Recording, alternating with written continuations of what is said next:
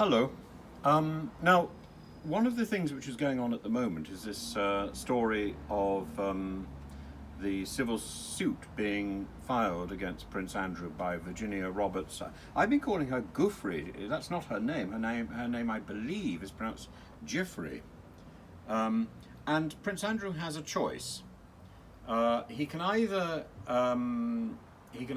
answer the claim, or he can ignore it, and there will be a default judgment against him, which I think, frankly, could bring down the royal family. It's really that simple. I think Prince Andrew, in the way that he's handled this, whether he is guilty or not guilty, it doesn't really matter. In the way he's handled it, he's probably done more damage to the Queen than even Meghan Markle and all that sort of chaos which blown up there. I don't know who's giving advice to the prince, but it's not good advice at the moment.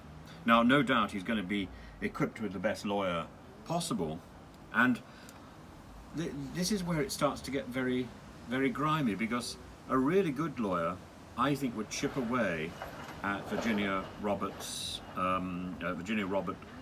Giuffre's testimony, and her testimony is, I mean, it's clear that she's a victim. It's clear that we should have compassion for her. It's not clear that her story is consistent.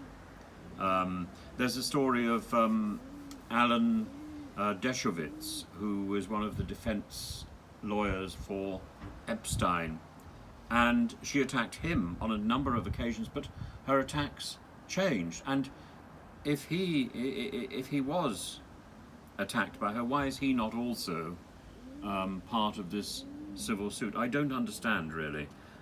Also, her dating and her memory of events is a little bit confusing. Now, the problem is, if somebody is a victim of sexual abuse, as she undoubtedly has been, then yes, events telescope and time is all over the place. It's rather like people who are victims of torture. Time is all over the place, and the effect of these events lingers. So of course one has sympathy for people in that position.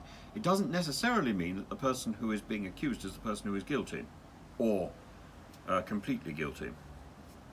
So I think I think we really have to ask, why is Andrew being so silent in the face of this extraordinarily dangerous situation, not only to him, but to our royal family? It's an extraordinarily dangerous situation, and whoever is giving him advice is a twit. There is no second thought about that.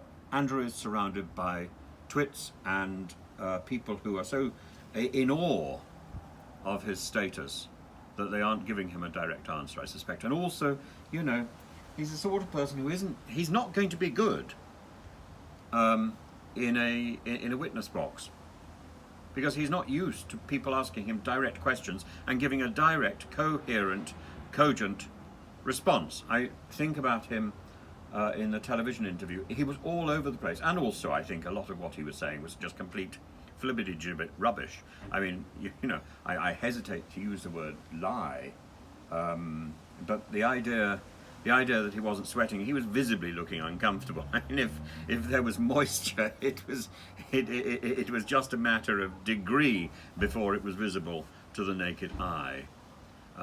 So either he's not used to answering questions, or he's not quite used to telling the truth. Who knows? It doesn't automatically mean that he's guilty. It does mean that he's got quite a lot of work to do before he's capable of going in front of a court. But he should be doing that work now, and he should be answering, he should be speaking out now. And whoever's telling him to keep quiet and hide in Balmoral is a twit. Do by all means leave some comments and ring the bell. Ring the bell. You may disagree with me, of course.